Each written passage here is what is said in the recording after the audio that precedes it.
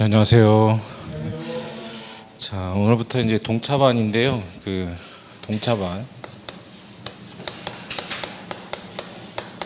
그러니까 여기서 뭐 시험 보신 분도 계시고 앞으로 보실 분도 계실 텐데, 일단 이제 동차반 관련해서 제가 이제 학원 일정과 관련해서 이제 두 트랙인데, 일단 지금 이제 집중 강의를 할 거예요. 뭐 이름은 집중 강의지만 뭐 이제 제가 행정사 강의는 처음이니까 뭐 제 강의를 들으시지는 않았을 거고, 그러니까 이제 뭐 다른 기본 강의라든가 뭐 어떤 강의를 들으셨을 텐데, 그러니까 계약법 뭐 처음 보시는 분도 있을 거고, 그래서 하여간 이제 집중, 뭐 기본 집중이에요. 그러니까 처음부터 시작해가지고 총 이제 10회 잡혔는데, 뭐 계약법 10회면은 뭐 충분하니까, 그리고 또 우리는 뭐 객관식 보는 거 아니니까 주관식용으로 10회면 뭐 충분해요. 그러니까 이제 기본 내용부터, 나는 뭐 도급이 무슨 말인지 모른다 이래도 이제 기본 강의부터 집중까지, 그러니까 올해 시험 이제 2차 시험장 가서 답안지 쓰실 수 있도록 이제 집중 강의를 할 거고, 그 다음에 이제 결국 시험은 뭐 합격하는 게 중요하니까, 주관식은 또 객관식과 달리 연습을 좀 많이 해야 돼요. 그러니까 이제 객관식이야 뭐 문제 많이 안 풀어도 알면 맞추는 거고 뭐 모르면 틀리는 건데, 주관식은 안 그렇거든요. 그러니까 주관식은 뭐 답안지 쓰는 스킬이 좀 필요하고, 그 다음에 다른 2차 과목과 달리 또 민법은 또 고유한 답안지 쓰는 방식이 있어요. 그걸 맞춰서 또 연습해야 되니까, 그래서 이제 기출 문제를 정리할 거예요. 그래서 저번에 이제 뭐 심기일전하면서 자료 정리한 게 있어가지고 이제 13년 동안 시험 봤죠. 그러니까 13년 이제 기출 문제를 정리할 거고, 오늘은 이제 기출 문제 뭐 풀 시간이 없어 자료 안 드렸는데, 그러니까 뭐 다음 주부터 해서 이제 진도 맞춰가지고 기출 문제를 보실 텐데, 그럼 이제 문제가 뭐 아시겠지만 전체 지금 총 5문제죠. 그러니까 크게 1문에서 뭐 1-1문에서 2문제가 나오잖아요. 총 뭐 다 20점짜리로. 그러니까 이렇게 출제가 되는데, 그 다음에 뭐 2문, 3문, 4문 이렇게 돼 있죠. 20점짜리로. 그 전체 총 5문제잖아요. 5문제인데, 뭐 아시다시피 올해 뭐 시험 제가 머리말에 써놨다시피 뭐 2,000한 700명 정도 뭐 시험 보셔가지고 뭐 2,077명인가 이제 이분들이 이제 과락을 맞아가지고, 그러니까 과락이니까 이제 40점이 안 된다는 거잖아요. 40점이. 그래서 결국 한 700명 정도 이제 뭐 그 중에서 이제 선발이 된 거죠. 그래서 이제 그래서 저도 원인을 분석해 보니까, 일단 문제 유형 자체가 예전에는 보면 이제 1문이 좀 어려웠고, 이게 이제 진정한 사례형이죠.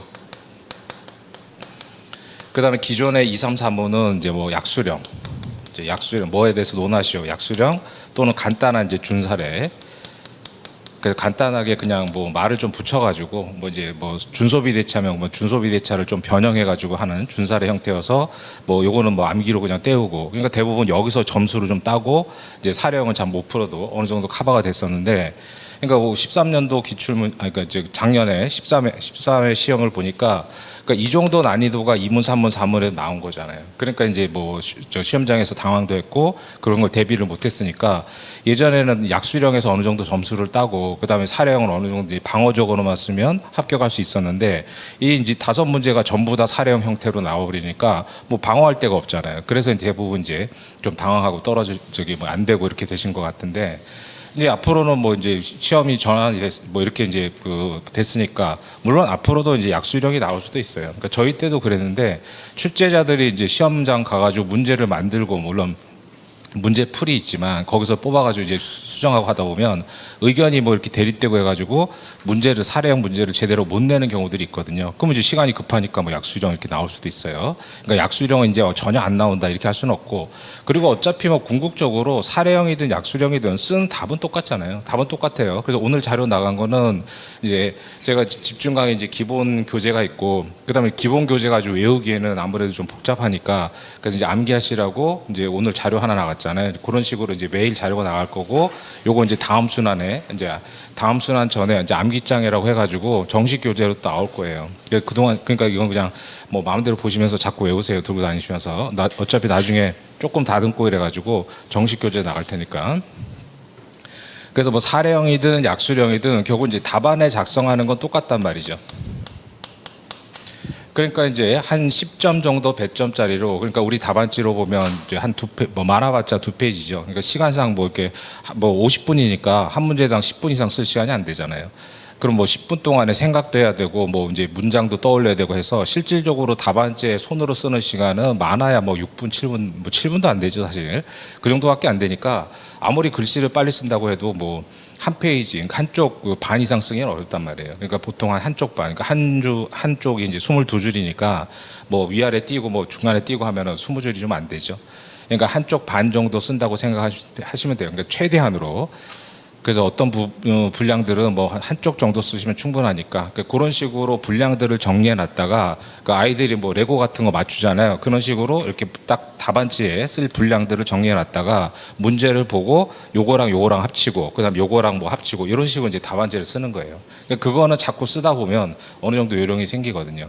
그리고 수업 시간에 제가 말씀드릴 거예요. 그러니까 요거는 이렇게 연결되니까 이렇게 암기하셔야 된다. 이제 그런 것들은 제가 뭐 한 30년 가까이 그것만 해왔으니까 그런 것들은 수업을 들으시면 자동적으로 체화가 되실 거예요. 그렇게 하시면 되고 나중에 이제 봐서 중간쯤에 한번 시험 정도 한번 봐보는 것도 생각하고 있으니까 뭐 그렇게 하시면 되겠고 그래서 이번 집중 강의 동안에는 이제 10회 동안에 뭐 수업을 들으셨든 안 들으셨든 10회 동안에 다 이제 처음부터 끝까지 그러니까 계약법의 시작부터 뭐 시험장에 들어갈 수 있는 수준까지 다 정리를 할 테니까 그 수업은 뭐 저기 그렇게 생각하시면 돼요. 그다음에 기출 문제 전부 다 정리를 할 거고 그 정도. 그리고 이제 보통 이제 뭐 지금 정규로는 이제 시험 안 보는데 뭐 중간에 한번 시험 봐서 뭐 답안지 어떻게 쓰시는지도 저도 개인적으로 궁금하니까 그런 것도 한번 시험 봐보기로 하고요. 요거 일정 맞춰서 진도 나갈 때 나가는 거 보고 그렇게 하시기로 하고. 그다음 이제 두 번째 순환에는 이제 전범위 모의고사 잡혀놨던데 그래서 전범위 모의고사를 보고 이거는 이제 정식 뭐 100점짜리로 시험 보는 거죠. 그다음에 이제 강의 시간을 2시간 학원에서 잡아놨던데요. 그래서 2시간 동안에 이제 1시간은 이제 모의고사 해설해야 되겠죠. 모의고사 해설하고 그다음 나머지 1시간은 지금 말씀드린 이제 암기장 가지고 암기를 할 거예요. 물론 이제 내용 정리를 해야죠. 그러니까 암기라는 건 이제 우리가 수험은 뭐 보면 뭐예요? 뭐 이제 이해를 한 다음에 이해하고 그다음에 정리하고 암기하고 이렇게 가야죠. 그럼 뭐 암기력이 좋아서 100% 암기하면은 뭐 이해 이런 거 다 필요 없잖아요. 근데 지금은 이제 시험 문제가 사례형으로 여기에 포커스가 맞춰지기 때문에 단순한 암기만 가지고는 안 돼요. 그러니까 뭐 약수령 이런 식으로 나오면 그냥 무지성으로 그냥 자꾸 암기해가지고 어느 정도 커버할 수 있는데 올해 그래서 이런 상황이 벌어진 거예요 결국은. 그래서 이제 약수령 가지고 어느 정도 커버하다가 물론 그건 수험생들의 잘못이 아니죠. 출제 경향이 갑자기 바뀌어버린 거니까.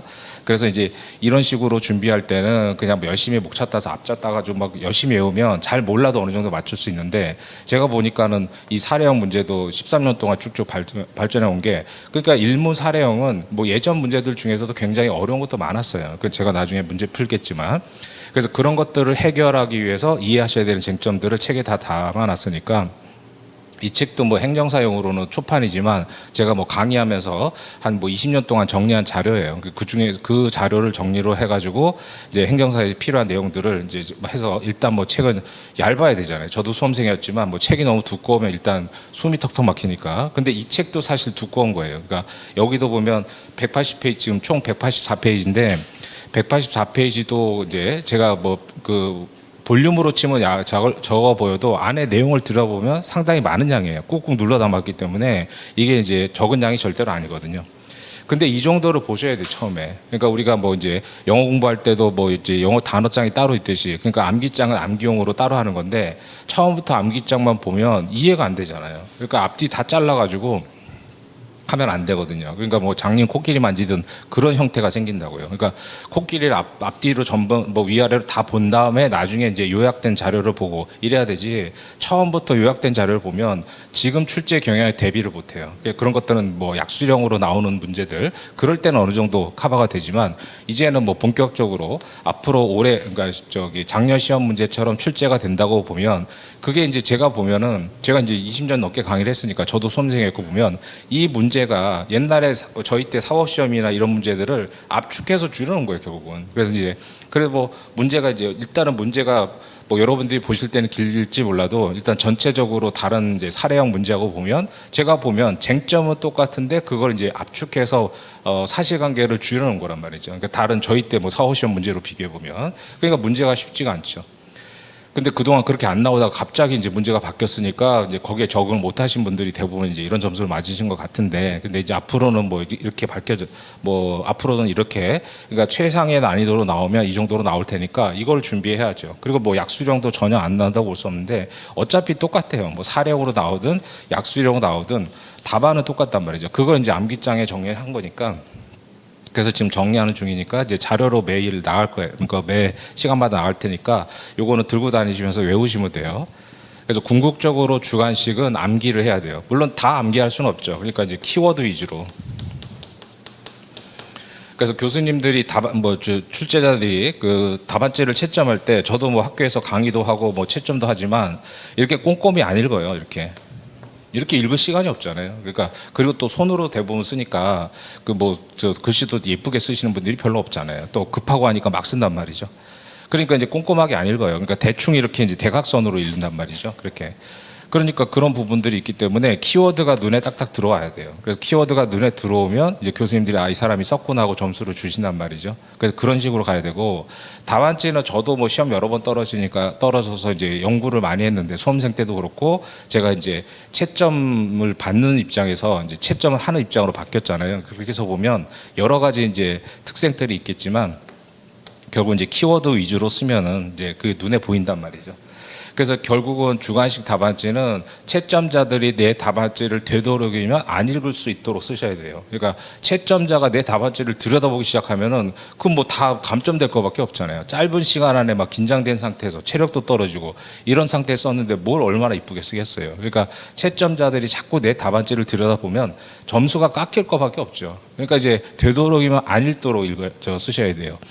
그러니까 그게 뭐예요? 목차가 깔끔해야 되고, 사실 뭐 추상적인 얘기지만 목차에 답이 드러나야 돼요. 그러니까 우리가 글을 쓸 때 목차를 잡는 이유가 뭐예요? 그러니까 그 안에 쓴 내용이 뭐다 한 줄로 요약하는 거잖아요. 그럼 예를 들어서 뭐 갑이을을 상대로 뭐 어떤 청구를 할 수 있냐 이렇게 물어보면, 그러니까 여러분들이 문제 읽으면 이제 저 답이 나올 거예요. 뭐 그래서 뭐 하자당부 책임 묻는다. 그러면 이제 제목에다가 갑이 을한테 청구할 수 있는 권리 이렇게 쓰면은 안에 내용을 봐야 되잖아요. 이 사람이 뭘 썼는지. 그러니까 목차에다가 갑이 을한테 하자당부 책임 물을 수 있는지 여부. 그러면 답이 하자당부 책임이면 이 사람이 제대로 썼구나. 그럼 교수님들이 밑에 내용을 대충 읽고 점수 주신단 말이에요.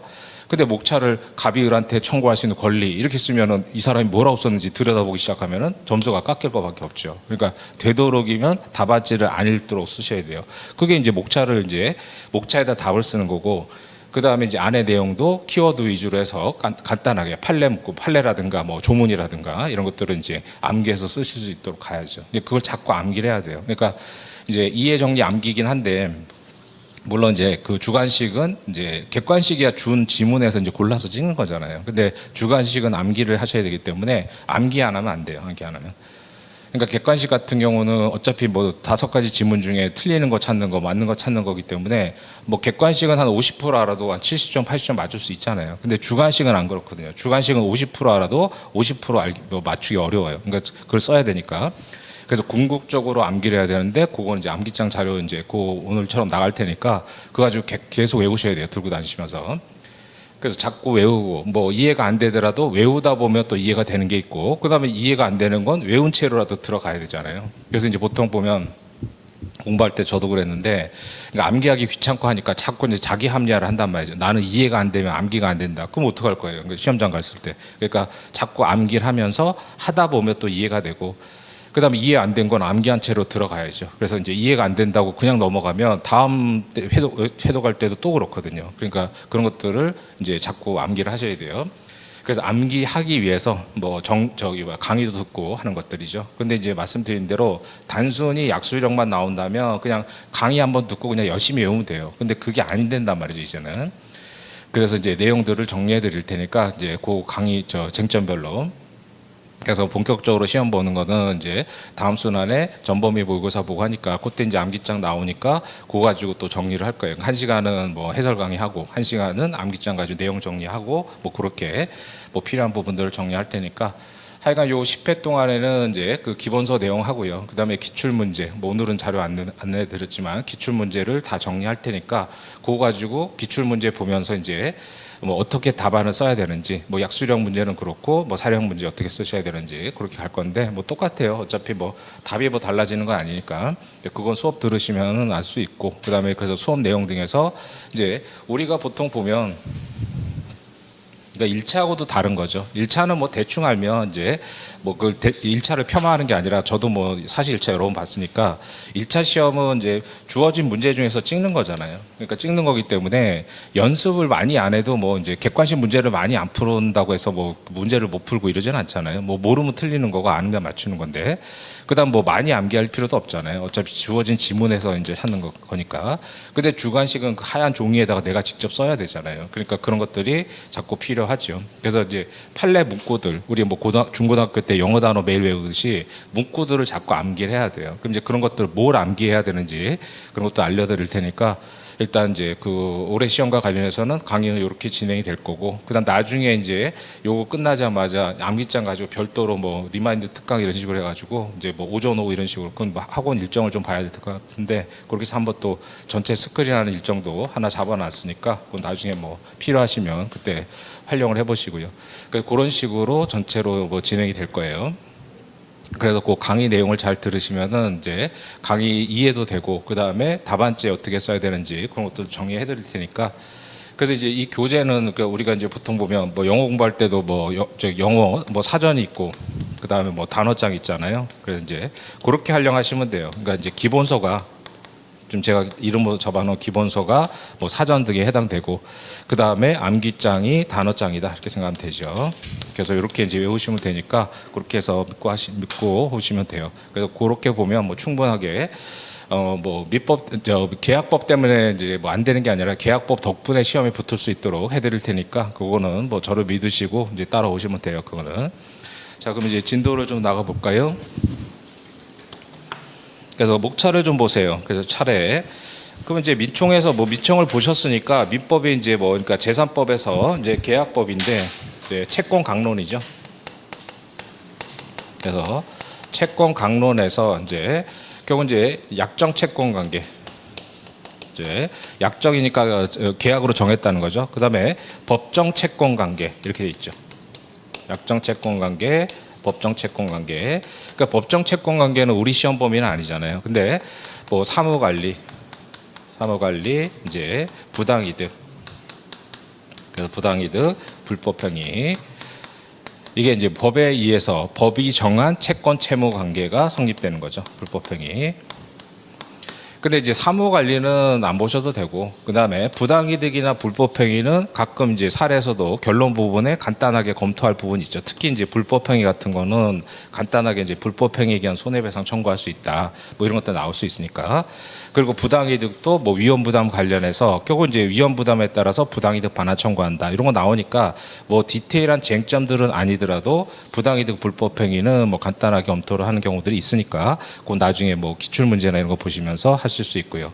그래서 중요한 게 이제 약정채권. 우리 시험 범위는 여기잖아요. 약정채권 관계. 그럼 약정채권 관계에서 이제 계약 강론에 그 채권법 강론에서 또 뭐예요? 약정채권 이제 계약인데 계약의 총론과 강론이 있죠. 총론과 강론. 그래서 강론에 뭐예요? 총 15개의 전형 계약이 있죠. 15개. 그래서 15개의 전형 계약이라고 하죠. 전형. 그러니까 법전에서 정해진 계약 이거죠. 그러니까 15개의 전형 계약이 이제 다 출제가 되고 있죠, 지금. 그다음에 그러면 각각의 전형 계약에서 공통되는 거, 우리 뭐 중고등학교 때 인수분해 하듯이 공통되는 내용들이 총론에 있잖아요. 총론에. 그래서 뭐 쌍모 계약에서 동시항변권 뭐 이런 것들이 되어 있고, 그래서 우리가 이제 시험 범위로서 집중적으로 봐야 되는 것은 개별적인 15가지의 계약이 있고, 그다음에 그 계약의 공통적인 내용들의 총론이 있어요. 그러니까 이걸 한 번에 이제 문제를 읽으실 때 한 번에 쫙 스크린할 수 있어야 돼요. 그러니까 시험 문제에서 이제 법률 관계는 주어질 거 아니에요. 그래서 법률 관계는 이제 강론에서 뭐 매매다, 임대차다, 도급이다, 뭐 화해다, 뭐 주어질 거 아니에요. 그러면 이제 그 법률 관계에 따라서 올해 일문도 그랬잖아요. 올해 일문도 아니 올해가 아니죠. 그래서 작년 일문도 보면 이제 제3자를 위한 계약에서 계약 해제를 했단 말이죠. 그러니까 강론의 15가지 전형 계약 중에 이제 뭐가 나올 건데, 그래서 그거에 대해서 또 계약을 해제하고, 그래서 뭐 매매해 가지고 돈을 뭐 직접 지급해라 이렇게 해서 제3자를 위한 계약. 그래서 총론에서 제3자를 위한 계약하고 그 다음에 그거에 따라서 뭐 해제 이렇게 이제 연결해서 나온 거죠. 그러니까 이제 대부분 15가지 전형 계약에서 시작을 해가지고 이제 그다음 뭐예요? 이제 총론의 법리를 물어가지고 강론의 결론에는 이런 형태로 가죠. 그래서 이제 대부분 이제 그 15가지 계약 중에서 뭐가 하나 나올 테니까 뭐 안 나올 수가 없잖아요. 시험 범위가 여기니까. 그래서 처음에는 어떠한 계약인지를 검토하고 거기에 이론 중에 대부분 이제 총론 이론이 들어가죠. 그 다음에 이제 그거에 따라서 결론을 내는 크게 보면 이제 3단계 구조란 말이에요. 그래서 목차를 일단 보시면 자, 목차 2장에 각종의 계약 이렇게 돼 있잖아요. 그래서 각종의 계약에서 보면 이것도 입법자들이 마음대로 정해놓은 게 아니에요. 그러니까 증여가 제일 처음에 나오잖아요. 증여가. 그러면 이제 조금 있다가 이제 그 계약의 종류를 보시겠지만 증여가 뭐예요? 무상계약의 대표적이잖아요. 무상. 이제 무상 공짜로 주는 거죠. 그러니까 무상계약의 가장 대표적인 계약의 증여. 이게 첫 번째잖아요. 증여. 그다음 두 번째는 뭐예요? 매매잖아요. 매매. 매매는 뭐예요? 유상계약의 가장 대표적인 거죠. 그러니까 입법자들이 마음대로 정해놓은 게 아니라 무상계약의 가장 대표적인 증여를 1번에 세워놓고 그다음 뭐예요? 2번에 매매라고 해서 이제 유상계약의 대표적인 매매 이렇게 하는 거잖아요. 그다음 이제 매매에서는 뭐예요? 물건 주고 돈 받으면 매매고 그다음 물건 주고 물건 받으면 교환이잖아요. 그래서 이제 이 3번이 이제 3번이 교환 이렇게 돼 있죠. 그래서 이거는 이제 증여야 주기만 하는 거고 매매는 주고 받는 거잖아요. 매매하고 교환은 주고 받는 거죠. 그래서 물건 주고 돈 받으면 매매, 물건 주고 물건 받으면 교환. 그래서 이렇게 이제 규정이 되는 거예요. 그다음에 4절부터는 뭐예요? 4절부터는 소위 말해서 그러니까 요거는 보통 매매형 계약이라고 하죠. 그래서 매매형 계약, 그러니까 주고 받는 거. 뭐 증여야 뭐 주기만 하니까 별도인 거고. 그다음에 4절에 보면 이제 소비 대차, 소위 말하는 이제 대차형 계약이라고 하죠. 그래서 대차형 계약. 그래서 소비 대차.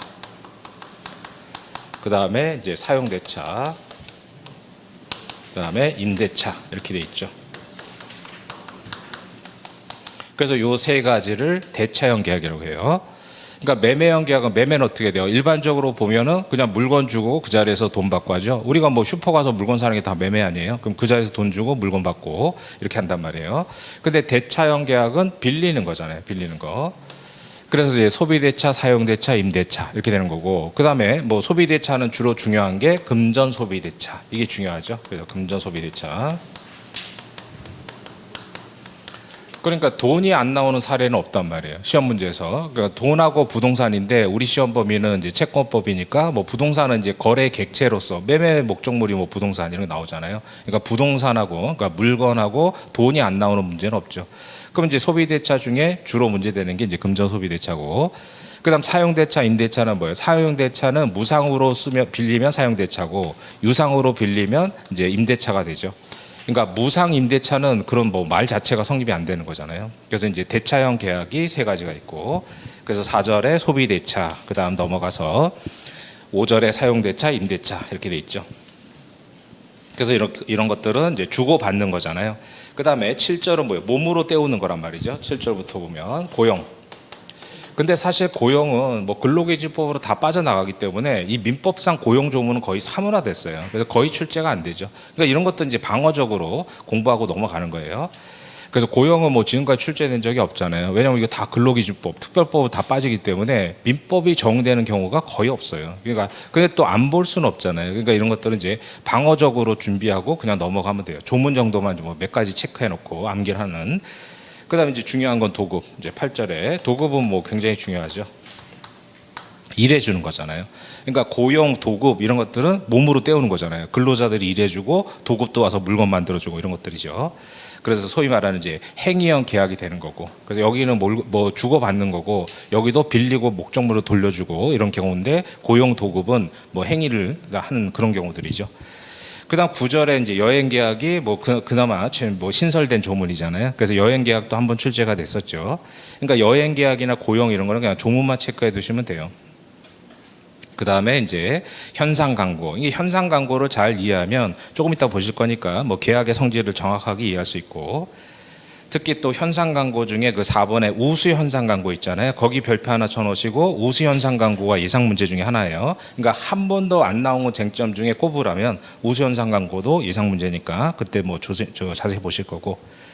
그다음에 일을 맡기는 거잖아요. 그러니까 맡기는 게 이제 위임. 그래서 위임은 일을 맡기는 거고, 임치는 뭐예요? 물건의 보관을 맡기는 거죠. 그래서 이제 특히 임치에서 소비 임치로서 예금 계약을 보실 텐데, 예금 계약도 중요한데 안 나온 것 중에 하나예요. 그래서 이제 위임이나 임치, 위임은 뭐 일을 맡기는 거고, 임치는 물건을 맡기는 거고, 그래서 그런 형태의 계약들이죠. 그다음 조합은 뭐예요? 동업 계약이죠. 그러니까 민법상 조합은 뭐 농협협동조합, 노동조합이 아니라 민법상 계약이에요. 동업 관계. 그러니까 조합은 동업이다 이렇게 생각하시면 되고.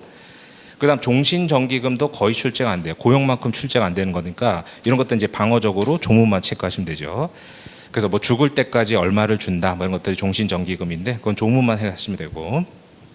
그다음 화해는 이제 서로 양보하는 건데 화해도 몇 번 나왔죠. 작년에도 나왔고 그 화해는 뭐 작년에 나왔던 예전에 나왔던 쟁점이 비슷하게 나왔는데 그래서 총 15가지의 전형 계약이 있죠. 그럼 이제 그 중에서 뭐 하나가 출제가 될 거고 그럼 모든 전형 계약의 공통적인 내용들이 총론에 있잖아요. 그럼 앞으로 다시 오셔서 총론을 보세요. 총론은 우리가 이제 계약법을 배우는 거니까 이제 계약의 성립 2절에요. 계약의 성립은 청약과 승낙의 합치가 있어요. 그 다음에 청약 승낙 없이 할 수 있는 게 2번 3번이죠. 의사실현 교차 청약이고 그거 뭐 출제도 됐었고 그 다음 4번에 계약 체결상의 과실 책임 이게 이제 무슨 말인지는 이해를 할 건데 그건 뭐 진도에서 나와서 말씀드리게 하고 그 다음 3절에 약관인데 이건 뭐 봐야 되는지 말아야 되는지 뭐 말이 많잖아요. 근데 그럴 때는 그냥 방어적으로 보고 넘어가시면 돼요. 볼지 말지를 고민할 시간에 대충이라도 보면 되죠. 물론 지금까지 한 번도 출제가 안 됐잖아요. 한 번도 출제가 안 됐지만 전혀 출제 안 된다 이런 확답은 없기 때문에 그냥 방어적으로 보시면 돼요. 그러니까 다른 시험도 다른 것도 마찬가지인데 이게 나올지 말지가 애매한 쟁점들이 있잖아요. 근데 그걸 전혀 안 보면 이제 저도 수험생했지만 이게 그 불안해가지고 그게 발목을 잡는다고요. 그럼 나중에 시험장 가면은 모르는 쟁점이 나오잖아요. 그럼 이게 약관이 나왔나 보다 이렇게 오해를 한다고요. 시험 문제에서 볼 때. 그러니까 방어적으로 몇 가지만 체크하면 돼요. 그거 몇 가지만 체크해 두면 그냥 넘어갈 수 있는 거기 때문에 그거 고민하실 필요 없고요. 그다음 중요한 게 뭐 계약의 효력으로서 동시항변권, 위험부담, 제3자연 계약. 이거는 뭐 매년 출제가 돼도 할 말이 없는 부분이죠. 뭐 계속 출제가 되고 있고. 그다음 5절의 해제도 마찬가지예요. 그래서 해제도 뭐 계속 출제가 되는 것들이죠. 그 총론 부분은 항상 강론에서 시작해서 총론의 쟁점들을 연결해서 내니까요. 그래서 특히 또 5절에 제목이 뭐예요? 계약의 해제지죠. 그래서 그 민총 공부하실 때 보셨다시피 취소는 민총에 있잖아요. 근데 해제지는 채권 강론에 있는 게 해제지는 이제 계약에서만 있단 말이죠. 근데 취소는 뭐예요? 단독행위도 뭐 취소되고 하잖아요. 그래서 이제 취소는 민총에 있고 해제지는 채권법 강론에 있는 거예요. 그래서 그런 경우로 간다 이렇게 보시면 되겠고 그래서 이제 우리가 봐야 될 시험 범위는 그렇게 돼 있고 그다음 목차 보신 김에 그 음영 처리된 부분에 보면 요건 사실론 이렇게 돼 있잖아요. 그러니까 요 틀을 잘 기억하시면 돼요. 그러니까 시험이 어렵게 나올 때는 체계를 잡아야 되는데 그 체계를 잡는다고 해가지고 뭐 무작정 잡을 수는 없잖아요. 그러니까 요 요건 사실론이라는 게 그 민사 판결문 작성하는 뭐 그런 내용들에서 보면 물론 이것도 일본 사람들이 만들어 놓은 거 우리나라에서 베낀 건데 체계적으로 뭐 보통 이제 우리가 결국은 소송을 전제로 하잖아요. 소송을. 그래서 이제 A가 B를 상대로 어떤 청구를 하겠죠. 그럼 청구를 보면 딱 두 가지란 말이에요. 그러니까 A가 소송을 하면 얘가 온 거잖아요. 그래서 온 거고 이제 피고가 될 텐데 그러니까 A가 하나는 계약의 소멸을 주장하면서 이제 소멸을 주장하면서 뭐예요? 반환을 청구한 거란 말이죠. 반환 청구. 내가 준 거 돌려달라 뭐 이런 것들일 거 아니에요. 예를 들어서 뭐 A가 매수인이어서 계약금 주고 중도금 줬는데 계약이 소멸됐어요. 그럼 계약금 중도금 돌려달라. 또는 뭐 매도인인데 물건을 먼저 넘겨줬는데 소멸됐다. 그럼 돌려달라. 그래서 계약의 소멸을 전제로 하는 반환 청구가 하나 있을 거고 또 하나는 뭐예요? 계약의 이제 유지를 전제로 해서 이행 청구를 할 거 아니에요. 이행 청구. 그러니까 둘 중에 하나란 말이죠. 그러니까 쟁점들을 보면 원고가 이제 어떤 주장을 해서 피고가 그걸 방어를 할 텐데 피고가 원고 말 맞다고 하면 뭐 소송하지도 않았을 거 아니에요. 그럼 이제 한 명은 이제 그러니까 그 원고가 주장하는 게 계약의 소멸에 따른 반환 청구를 할 거고, 그럼 이제 B는 뭐 유지를 주장하겠죠. 그 다음에 유지에 따른 이행 청구하면 B는 또 소멸을 주장할 거 아니에요. 그러니까 둘 중에 하나예요. 시험 뭐 문제를 보면. 그럼 유지에 따라서는 뭐예요? 계약의 성립. 즉 A 입장에서는 계약이 성립됐으니까 너 이행해라 이거 아니에요. 계약이 성립됐을 때. 그럼 계약의 성립에서는 뭐 청약과 승낙의 합치, 뭐 의사실현, 뭐 이런 것들이 문제가 되죠. 그럼 A가 계약이 성립됐다. 이제 이거를 입증해서 이행 청구를 하는 거고. 그 다음에 A가 만약에 계약의 소멸을 주장하면은 계약의 소멸은 뭐예요? 무효 취소 해제예요. 그래서 계약의 소멸 사유는 즉 성립이 됐는데 소멸이 됐다는 건 무효 취소 해제 사유죠. 그래서 무효 같은 건 민총에서 봤잖아요. 그러니까 여러분들이 우리가 시험 범위가 채권 강론 계약이라도 민총 쟁점들도 나올 수 있어요. 그러니까 여러분들 민총 1차 때 했으니까. 그래서 무효 사유 뭐 봤어요? 민총에서 보면 뭐 이제 의사무능력 무효였잖아요. 그래서 의사무능력 무효였죠. 그 다음에 뭐예요? 비진이.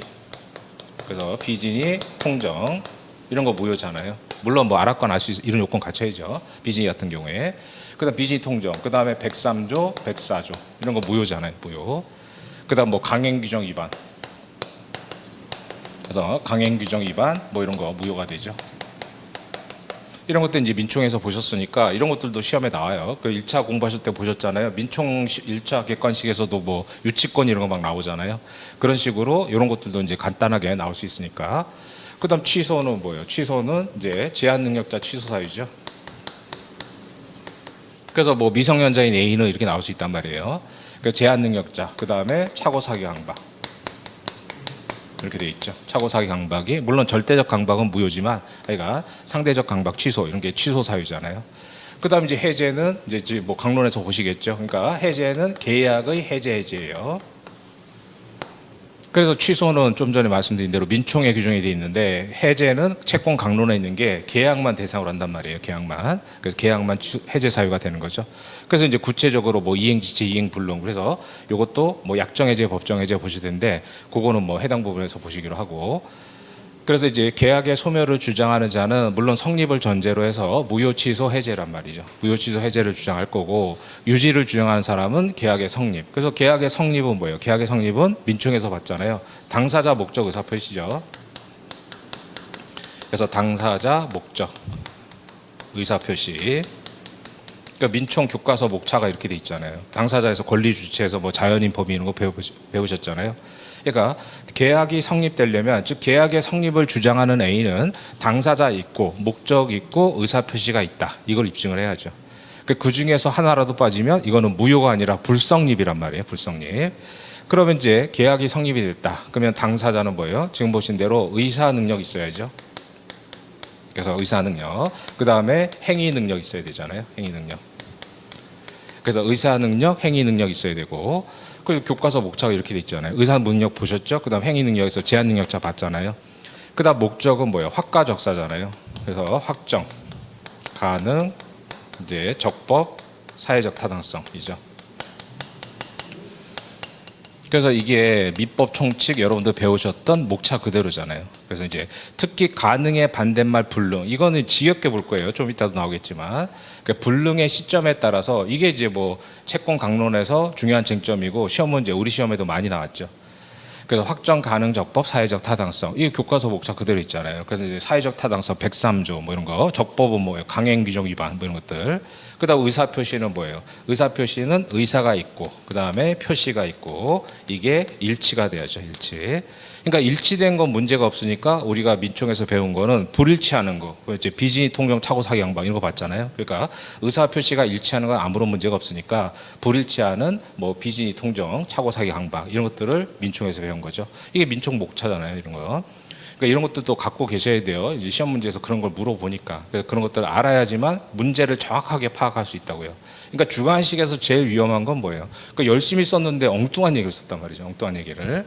그래서 뭐 야구 얘기 물어봤는데 거기다가 축구 열심히 써봤자 그럼 빵점이잖아요. 그러니까 그게 주관식 시험에서 제일 위험한 게 그거죠. 그러니까 그건 뭐 방법이 없어요. 자꾸 열심히 이제 공부하는 수밖에. 그래서 이런 체계도 알고 계셔야 돼요. 이거를. 그래서 이제 뭐 많은 판례들을 볼 거고 시험 문제가 어려워지면 다 100% 뭐예요? 판례잖아요. 올해 작년 일문도 그 판례 있었던 거죠. 그래서 이제 어차피 시험 문제가 어려워지면 판례를 낼 수밖에 없어요. 그러니까 출제자들도 판례 없는 걸 어떻게 내요? 그러니까 판례를 근거로 해서 판례를 그대로 내든가 판례 사안을 변형하든가 그렇게 되기 때문에 그럼 판례 비중이 점점 높아지죠. 그래서 중요한 판례들은 다 실어놨으니까 그런 것들 좀 정리를 할 거예요. 그런 거 가지고 또 문제도 만들고 하니까. 그래서 이게 전체적으로 일단 이제 원고가 피고를 상대로 어떤 청구를 할 때 소멸과 유지 뭐 이런 것들을 가지고 하는 거예요. 근데 이제 이런 체계를 잡아야 되니까 그래서 요건 사실이라는 게 필요하단 말이죠. 그래서 그 부분도 그대로 살려놨어요. 그래서 음영 처리된 부분이 그걸 자꾸 읽으시면 저절로 체계가 잡힐 거예요. 그러니까 그게 체화가 돼야 돼요. 체화가. 그러니까 우리가 뭐 중고등학교 때 보면 영어 공부 잘 하시는 분들 보면 뭐 여기에 뭐 전치사 뭐 들어가냐 물어보면 답은 맞추잖아요. 답은 맞추는데 뭐 설명은 못 하더라도 설명하려면 뭐 강사가 되는 거고. 그러니까 설명은 못 해도 여기에 뭐 전치사 포가 들어가니 투가 들어가니 이런 건 제대로 잘 맞추는 사람들 있잖아요. 그러니까 그렇게 만들어 드릴 테니까 이걸 열심히 보시면 돼요. 그러니까 그 요건 사실 부분도 제가 이거 뺄까 말까 고민하다가 이제 집어넣은 것도 이제 그런 형태로 이 체계를 잡아서 자꾸 공부를 하시다 보면 자연스럽게 체화가 돼서 사례 문제 풀 때 일문에서 그러니까 당락을 좌우하는 건 앞으로 이제 그 당락이 문제가 아니라 이제 과락이 문제가잖아요. 그러니까 그 뭐 과락 맞으면 어차피 뭐 떨어지는 거니까. 그래서 그런 것들을 요건 사실을 잘 체화를 잡으면 기본적으로 이제 중요한 내용들을 포섭할 수 있어서 그래서 일부러 살려놓은 거니까. 그래서 그렇게 좀 교재는 활용을 하시면 돼요. 그러니까 요 교재 가지고 계속 뭐 수업을 들으셨으니까 올해 시험까지는 뭐 죽이 되든 밥이 되든 이거 가지고 이제 가는 거예요. 가고 암기장 가지고 암기하시고 그다음 이제 사례 문제는 뭐 열심히 풀고 그렇게 이제 하시면 돼요. 자, 그래서 이제 본격적으로 진도를 나가 보면 2페이지 볼까요? 자, 이 페이지 서설에서 보통 보면 이건 이제 기본 개념이죠. 그러니까 기초 개념이잖아요. 뭐 독해할 때 영어 단어 알듯이. 자, 그래서 첫 번째 쌍무 편무인데, 자, 쌍무 편무랑 유상 무상은 시점이 달라요. 그러니까 이제 쌍무 편무죠. 그래서 쌍무 편무는 어떤 특정 시점을 기준으로 판단하는 거예요. 특정 시점 기준으로. 그런데 유상 무상은요. 그래서 유상하고 무상은 계약의 시작부터 끝까지, 그래서 계약의 시작부터 끝까지를 다 보는 거예요. 자, 그렇게 일단 시각적으로 이해를 하시고, 그래서 일단은 유상무상 밑에 먼저 보세요. 유상무상 밑에 그 표 밑에 보면 쌍무 편무는 계약의 효과로 자 성립하는 채무, 그래서 성립하는 그 당시를 기준으로 쌍무냐 편무냐예요. 근데 유상무상은 계약의 성립부터 채무 이행에 이르는 전 과정을 대상으로 대가적 의미를 가지는 출연행위가 있느냐, 그러니까 자기 주머니에서 뭐가 나가느냐, 이걸 출연행위라고 하죠. 그래서 쌍무 편무는 특정 시점에서의 채무에 관한 것이고, 유상무상은 계약의 시작부터 완료 시점까지의 출연행위가 있느냐, 그게 이제 기초 개념인데 현상 광고 가지고 정리할 거예요. 자, 올라가서 이제 표를 볼까요? 자, 쌍무는요, 서로 대가적 의미를 갖는 서로 채무를 부담하는 거죠. 쌍무할 때 뭐가 채무니까. 물론 양채무가 객관적 경제적으로 동등한 의미를 가질 필요는 없잖아요. 물론 그 물건의 가치를 또 객관적으로 판단하기도 어렵고, 그래서 뭐 매도인들이 이거 100만 원짜리야, 그건 자기가 정한 거지 객관적으로 뭐 100만 원짜리 이런 건 없잖아요, 세상에. 그건 당연한 개념인 거고. 그 다음에 양 당사자에게 주관적으로 의존 관계가 뭐 별 의미 없고, 그다음 뭐 얘들은 편무만 외우시면 되죠. 자, 그래서 편무는 당사자 일방만이 채무를 부담하는 게 전형적인 편무인데, 그다음에 그러니까 증여 같은 건 주는 사람만 의무를 부담하잖아요. 근데 두 번째 별표를 이해하셔야죠. 쌍방 채무가 대가적 의미를 갖지 않는 계약도 있어요. 그래서 불완전한 쌍무 계약 이렇게 있는데 뭐 그런 내용이 있나 보다 정도. 구체적으로 이제 그 사례들을 보시면 되니까. 그래서 편무는 세 가지란 말이죠. 증여, 사용대차, 현상광고예요. 그러니까 사용대차는 공짜로 빌리는 거잖아요. 돈 받고 빌리면 임대차니까. 그러니까 편무만 외우시면 되잖아요. 나머지는 다 쌍무다 이거고. 그 다음에 유상과 무상은 출연행위를 전제로 하는데, 출연행위는 언제를 기준으로 하느냐, 계약의 성립시가 아니라 성립시부터 완료시까지 전 과정을 다 본다고 그랬어요. 자, 유상을 보시면 서로 대가적 의미 있는 재산상의 출연행위, 그러니까 유상 무상은 출연행위 가지고 따지는 거예요. 그래서 이제 유상을 외우실 필요는 없을 거고 이제 무상으로 가서 일방만이 급부를 하는 계약이 무상이죠. 뭐 증여는 주는 사람만 손해 보는 거니까. 그다음에 쌍방이 급부를 하더라도 급부 사이에 대가적 의미가 없는 계약이라고 보통 교과서에 설명이 있는데 그런 계약은 별로 없어요. 그러니까 그건 뭐 그렇게 개념 정의하는 경우가 있나 보다 정도 넘어가시면 되고. 자, 그래서 무상은 증여하고 사용대차뿐이에요. 그럼 뭐가 빠졌어요? 아까 대부분 편모는 무상인데 현상 광고가 빠졌잖아요. 그러니까 현상 광고를 생각해 보시면 이제 이런 것들 사례 문제 풀 때 정확하게 판단할 수 있어요. 자, 현상 광고가 뭐예요? 이제 뭐 강아지 찾아달라고 광고하잖아요. 그러니까 갑이 예를 들어서 광고를 한단 말이죠. 그래서 이제 자기가 이제 강아지 분실이라고 하면 뭐 찾아주시는 분한테 얼마 드리겠습니다라고 광고를 하잖아요. 그럼 우리 어떻게 돼요? 찾아와야 된단 말이에요.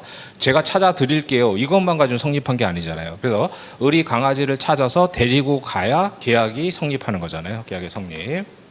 그리고 뭐요? 계약이 성립한 이후에는 성립을 위해서는 을에 뭐요? 을이 이제 노력하는 자기가 땀 흘려서 강아지 찾아와야 된단 말이죠. 그래서 그런 것들을 다 출연행위라고 하잖아요. 뭐 출연행위가 자기 주머니에서 돈 나가는 것만 출연행위가 아니잖아요. 그럼 을이 강아지 찾아 드릴게요. 이것만 가지고는 성립이 된 게 아니고 강아지를 찾아서 데리고 가야지 이제 현상 광고 계약이 성립이 된 거죠. 근데 성립 전까지는 출연행위가 을만 있잖아요. 성립된 이후에는 갑이 이제 돈을 이제 현상금을 줄 의무만 부담하죠. 그래서 현상금 지급 의무만 부담하죠.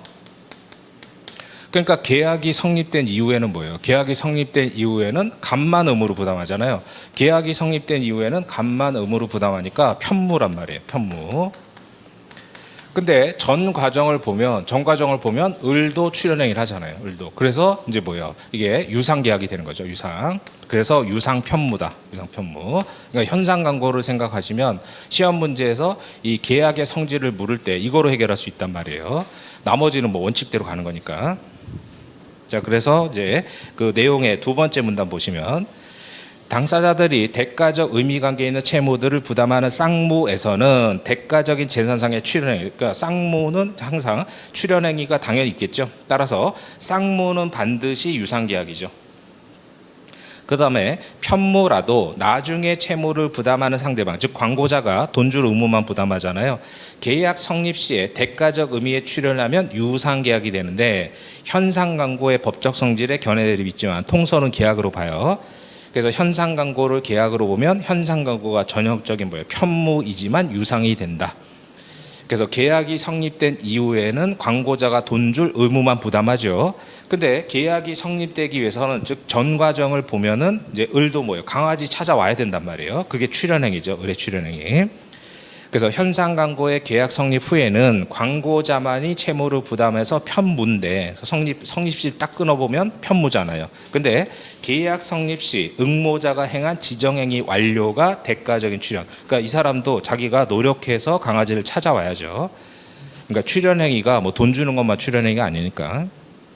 그래서 채무라는 게 뭐 반드시 금전 채무만 얘기하는 게 아니잖아요. 자, 그래서 밑에 그 박스를 보면 자, 앞자 따서 소위 임종 이렇게 외우시면 돼요. 소비 대차 위임 임치 종신정 기금. 그러니까 소위 임종. 얘는 뭐예요? 유상 쌍무 무상 편무예요. 그러니까 유상일 수도 있고 무상일 수도 있다 이런 얘기죠. 그러니까 금전 소비 대차 뭐예요? 친구한테 그냥 뭐 이자 같은 거 안 받고 10만 원 빌려주고 이게 뭐 소비 대차잖아요. 그래서 소위 임종은 유상 쌍무 무상 편무예요. 그럼 두 번째 별표, 쌍무는 100% 유상이죠. 그러나 반대로 유상이 반드시 쌍무냐? 아니잖아요. 왜요? 현상 광고 때문에. 그래서 현상 광고 외우시면 된다 그랬어요. 현상 광고는 유상 편무예요.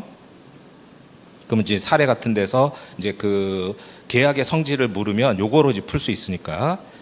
그 다음에 조심해야 되는 게 마지막 별표죠. 부담부 증여, 부담부 사용대차, 부담부 유증. 뭐 유증은 우리 시험 범위 아니지만 유언에 의한 증여를 말하죠. 유증은.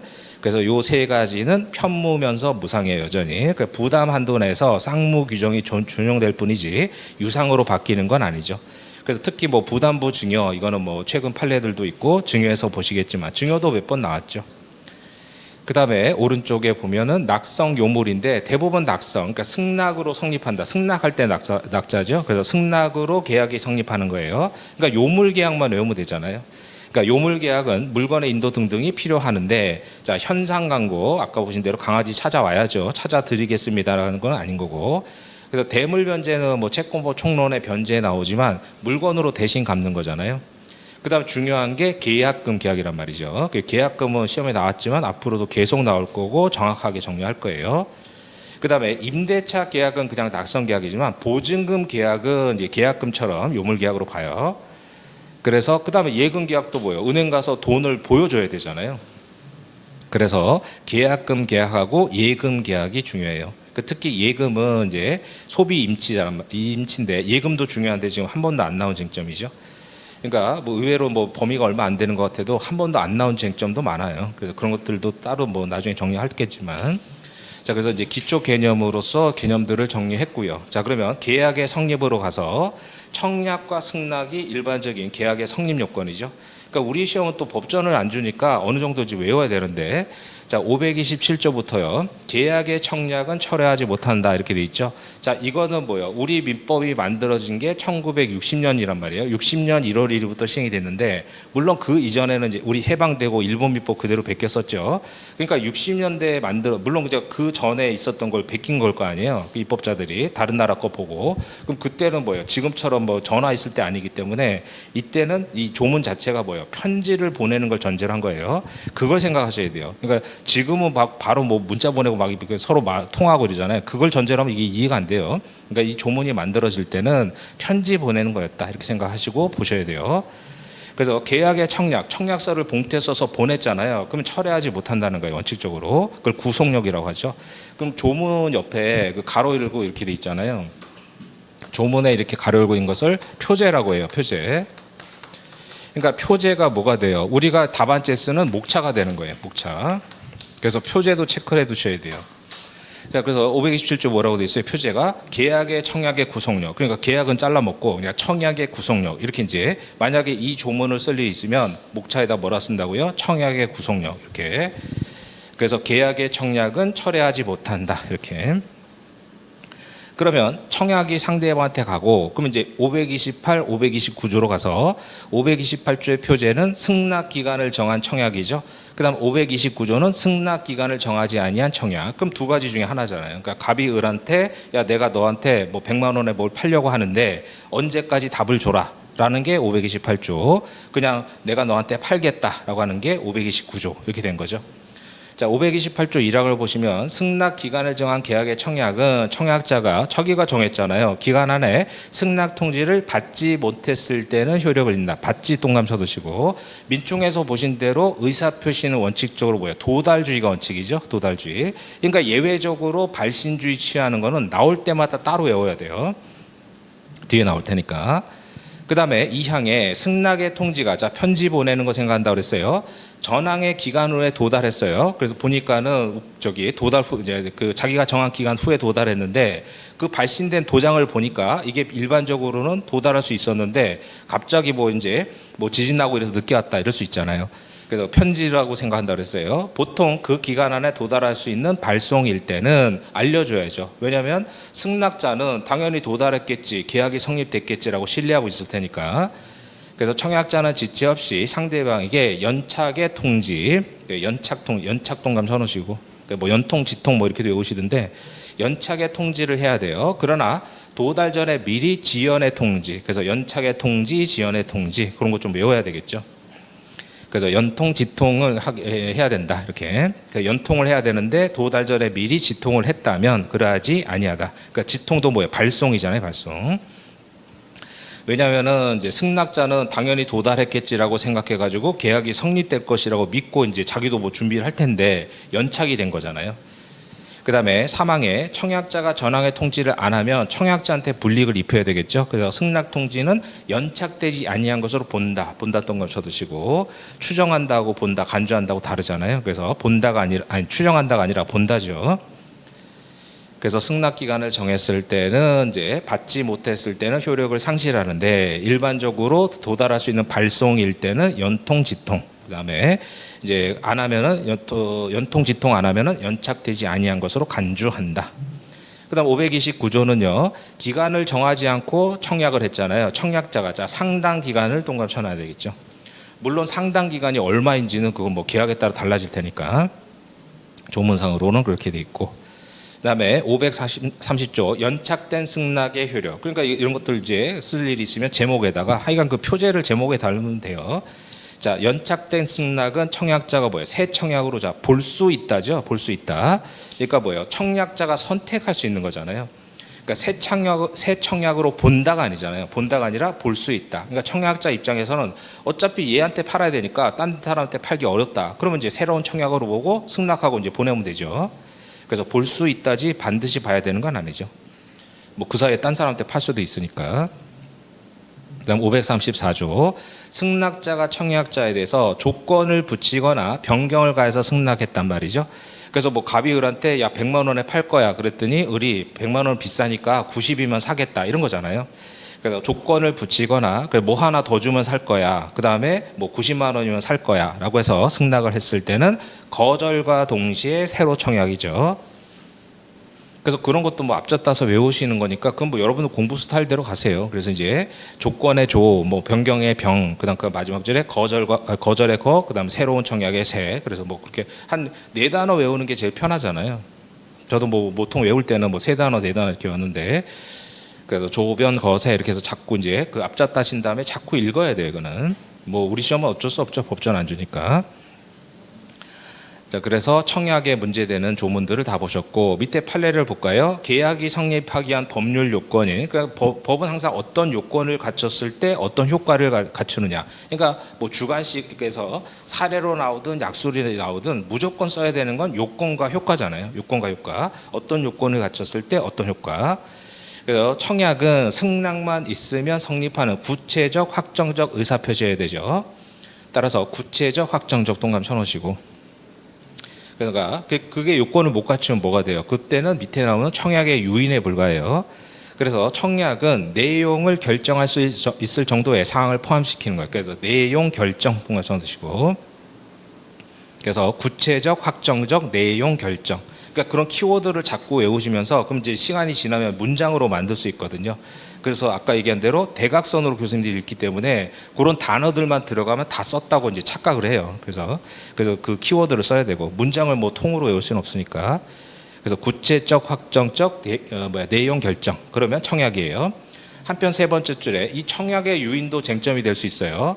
자, 청약의 유인은 광고가 대표적이죠. 자, 광고는 일반적으로 청약의 유인이에요. 그러나 내용이 여기도 마찬가지예요. 확정적이잖아요. 그러니까 명확하고 확정적이면 둘 다 외우실 필요 없잖아요. 아까도 구체적, 확정적인데 그 중에 하나만 쓰면 되죠. 그래서 명확하고 확정적이니까 뭐 둘 중에 하나 외우세요. 그래서 확정적이고 광고주가 광고 내용대로 계약에 구속되려는 의사가 명백. 그래서 구속 동감 쳐두시고 그래서 구속이 명백 동감 치고요. 그렇다면은 뭐예요? 청약이 될 수 있는 거예요. 그러니까 광고라고 해서 무조건 청약의 유인이냐? 원칙은 그렇다는 거죠. 왜냐하면 광고는 추상적이잖아요. 그러니까 우리가 보통 광고할 때 보면 이게 얼마짜리다 이런 거 광고 잘 안 하잖아요. 그러니까 상품에 뭐 이런 거 선전만 하지 이게 얼마짜리고 뭐 이런 건 잘 광고 안 하죠.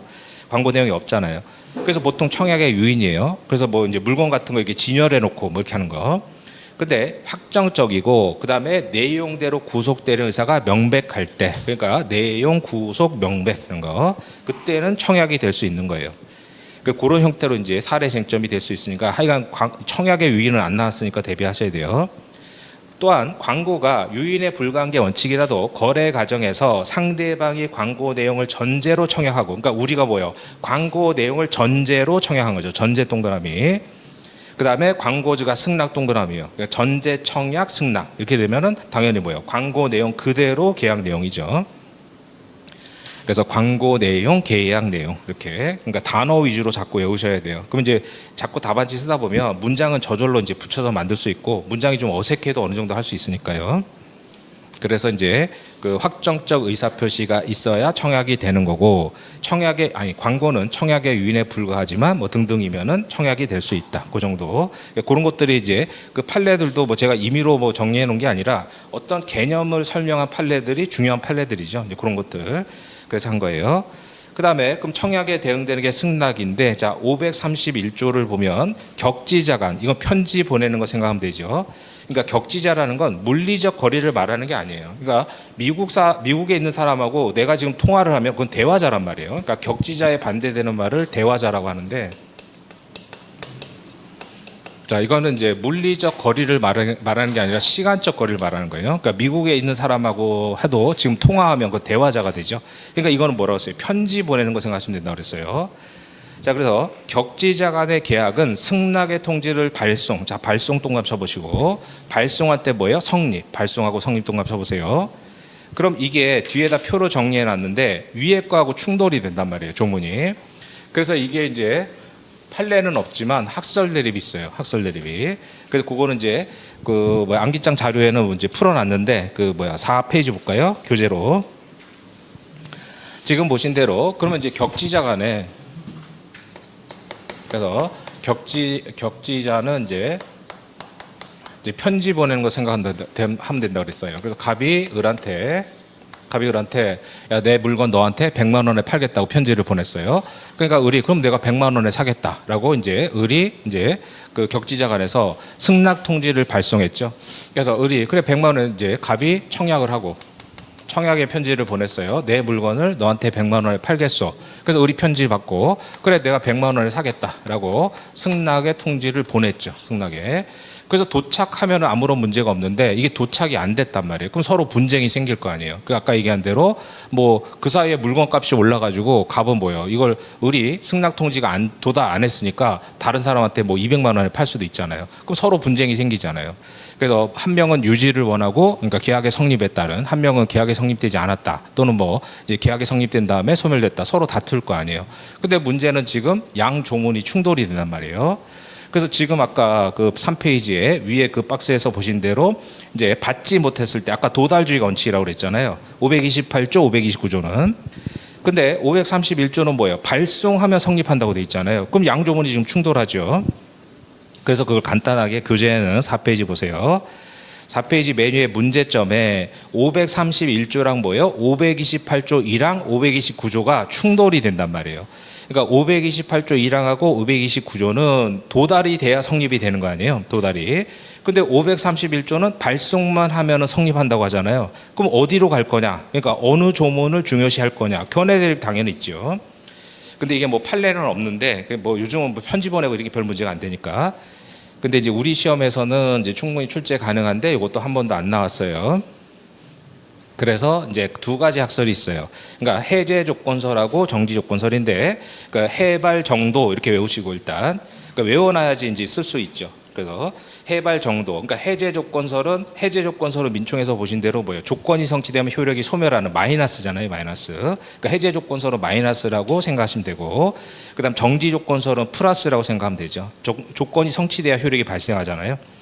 그래서 해발 정도 일단 이렇게 외우시고, 자, 해제 조건설은요, 승낙 기간 안에 부도달을 해제 조건으로 승낙 통지를 발송하면 된다는 거예요. 그러니까 이제 을은 발송만 하면 되는 거죠. 그러니까 531조로 가겠다는 거 아니에요.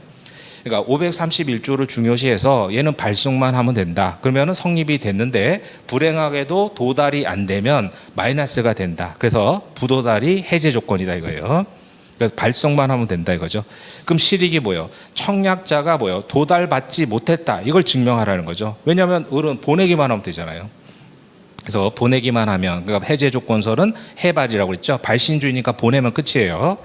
그래서 갑이 나 못 받았다. 이걸 입증하라는 거죠. 그러면 을은 어떻게 돼? 또 을은 뭐 마냥 좋은 게 아니죠. 발신하면 성립했기 때문에 철회를 못 해요. 그러니까 자기가 후회가 들 수도 있잖아요. 괜히 샀다. 근데 자기가 보냈기 때문에 철회를 못 한다 이거예요. 그 다음에 정도죠. 정지 조건서는 도달이기 때문에 승낙 기간 안에 도달을 정지 조건으로, 그래서 뭐 도달하면은 승낙 통지 발송 시로 소급해서 계약이 성립한다 이거예요. 그러니까 도달이 되면 어찌됐건 도달이 되면 똑같잖아요. 그러니까 승낙 기간 안에 도달이 되면 어느 견해로 가든지 발송 시에 성립하는 거 똑같죠. 그 다음에 정도는 승낙자가 뭐예요? 도달의 증명 책임을 부담하죠. 승낙자가. 나는 보냈다가 끝이 아니에요. 그래서 내가 보낸 거 너 받지 않았느냐 이거죠.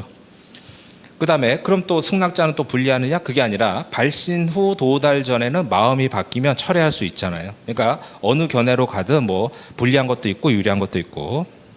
예, 그런 의미고. 그래서 교재에는 결론은 안 써놨는데 제가 암기장에는 써놨어요.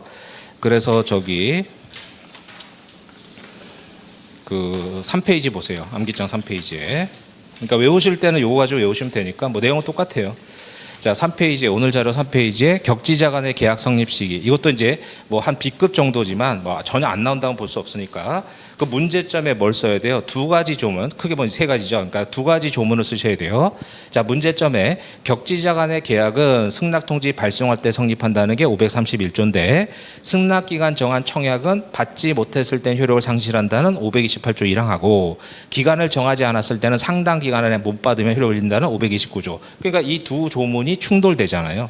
그러니까 이거를 이제 문제점에 지적을 해주고 그다음 학설의 대립은 좀 전에 이제 교재에서 보신 이제 해발 정도 이렇게 그 내용 가지고 이제 쓰시고 그다음 결론은 이제 뭐 판례는 없는 거니까요. 그래서 이제 일반적인 견해에 따라서 그냥 정지 조건서로 갔어요. 즉 해제 조건설에 따르면 뭐요? 보내면 바로 성립한 거잖아요. 승낙이 청약자에게 아직 도달되지도 않은 상태인데 계약은 성립하러 보는 문제점이 있다 이거예요. 그래서 그냥 정지 조건설로 갔는데 뭐 어디로 가도 뭐 큰 상관은 없는데 그냥 그 정도로 뭐 정리해 두시면 되겠고. 그래서 이제 어찌됐건 도달하면은 그때는 뭐 발신시로 승낙이 발송됐을 때로 소급해서 계약이 성립된다는 결론은 달라지지 않죠. 그러니까 이제 출제자들이 만약에 내면 결론이 달라지지 않는 걸 낼 수 있단 말이죠. 그러니까 도달이 됐다. 근데 이론 구성을 어떻게 할 거냐 뭐 그렇게 물어볼 수 있으니까. 그래서 그것도 뭐 제가 볼 때는 뭐 한 B급, C급은 되니까 그 정도로 보시고 그 다음에 다시 교재로 오셔서 이제 합의로 가야 되는데 자 10분만 쉬었다가요 계속하죠.